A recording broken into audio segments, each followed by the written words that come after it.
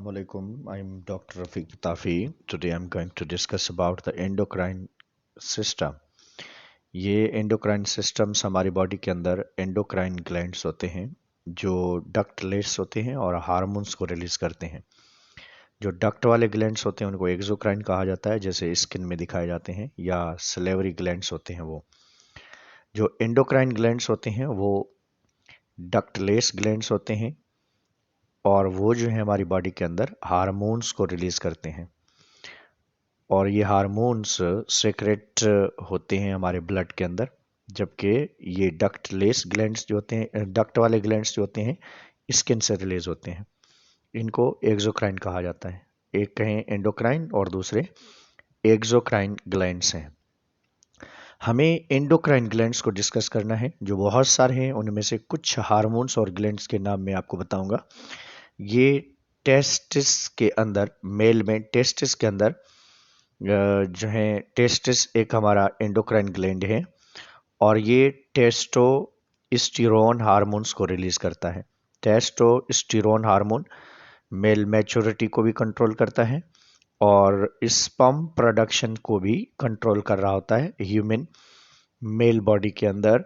और ये mail body के अंदर टेस्टोस्टेरोन हार्मोन टेस्टिस से रिलीज होता है और ये हमारे सेक्सुअल करेक्टर्स या सेकेंडरी सेक्सुअल करेक्टर्स के साथ साथ सेक्स सेल की डेवलपमेंट को भी कंट्रोल कर रहा होता है। और नेक्स्ट जो ग्लैंड हमारे पास इम्पॉर्टेंट ग्लैंड्स हैं वो जो हैं फीमेल के अंदर पाए जाते हैं, जैसे ओवरीज हैं। ये वो दो ओवरीज फीमेल बॉडी के अंदर पाई जाती हैं। वैसे आपको पता है कि ओवरीज जो हैं फीमेल मादा जानदार की बॉडी के अंदर पाई जाती हैं और ये ओवम या एग्स को कंट्रोल करती हैं। और क्योंकि ह्यूमन के अंदर एक पूरा सिस्टम होता है जिसको हम मेंस्ट्रुअल साइकिल कहते हैं, उस साइकिल कंट्रोल करने के लिए ओवरी में से दो हार्मोन सेक्रेट होते हैं, एक ईस्ट्रोजन और दूसरा है प्रोजेस्टेरोन हार्मोन। ईस्ट्रोजन और प्रोजेस्टेरोन हार्मोन जो है ओवरी में से रिलीज होता है और इसी तरीके से ये फीमेल सेक्स ऑर्गन्स को कंट्रोल कर रहा होता है। फीमेल सेक्स ऑर्गन्स को कंट्रोल कर रहा होता है और सेक्सुअल रिप्रोडक्टिव मैकेनिज्म को कंट्रोल करता है, जिसको हम मेंस्ट्रुअल साइकिल का नाम देते हैं सेक्स सेल के लिहाज से। और फिर उसके बाद और जो ग्लैंड हमारे पास वर्क कर रहे होते हैं, जो एंडोक्राइन ग्लैंड में काम करता है, जैसे हमारे पास पेनक्रियाज आ जाता है। इस पेनक्रियाज को ड्यूअल ग्लैंड कहा जाता है क्योंकि ये एक्सोक्राइन सिक्रिएशन भी करता है और एंडोक्राइन सिक्रिएशन भी करता है। इस जगह पे जो हम पढ़ेंगे वो इसका एंडोक्राइन सिक्रिएशन है, जैसे इंसुलिन जो ग्लूकोज लेवल को मेंटेन करता है, कम करता है। हाई ग्लूकोज हो जाए तो उसको कम करता है। और दूसरा होता है ग्लूकागॉन, जो कम ग्लूकोज हो जाए तो उसको बढ़ाता है हमारे पास। तो हाई और लो लेवल को मेंटेन करने के लिए जो हमारे पास ग्लूकोज पाया जाता है, ग्लूकोज लेवल को मेंटेन करने के लिए हमारे पास जो चीज़ पाई जाती है वो है पेनक्रियाज। पेनक्रियाज इंसुलिन और ग्लूकागॉन सेक्रेट करता है। ये दोनों ग्लैंड्स या हार्मोन्स जो हैं ये हमारे पास ग्लूकोज लेवल को मेंटेन करते हैं। इसको एक्सोक्राइन भी कहा जाता है क्योंकि ये पेनक्रियाटिक जूसेस रिलीज करता है। पेनक्रियाटिक जूसेस में ट्रेप्सिन, कीमोट्रेप्सिन, अमाइलेज और लाइपेज हार्मोन्स जो हैं वो आ जाते हैं। पेनक्रियाज ड्यूअल ग्लैंड है और पेनक्रियाज का काम हमारे पास डाइजेशन में भी है और ग्लूकोज रेगुलेशन में भी है। पेनक्रियाज को लबलबा कहा जाता है वैसे। फिर इसके बाद हम आगे आते हैं तो नेक्स्ट जो ग्लैंड हमारे पास इम्पॉर्टेंट ग्लैंड है, ये तो सॉरी एक चीज़ और बताना भूल गया, इंसुलिन का काम डायबिटिक डिजीज से भी होता है हमारे पास ना।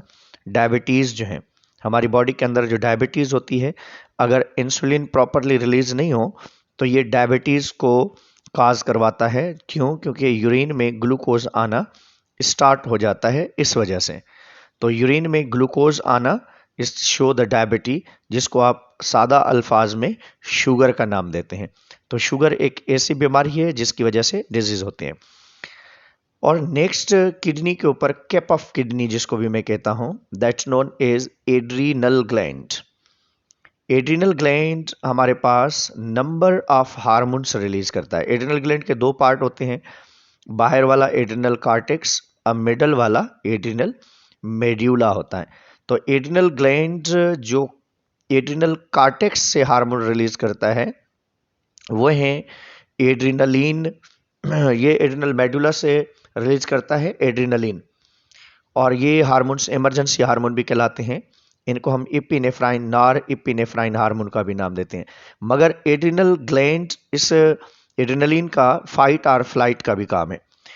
जबकि इस एड्रीनल ग्लैंड का एक और जो पार्ट है जिसको हम एड्रीनल कार्टेक्स कहते हैं, वो जो हार्मोन सेक्रेट करता है उसमें एल्डोस्टेरोन भी हार्मोन आ जाता है, जो है सोडियम की लेवल को मेंटेन कर रहा होता है।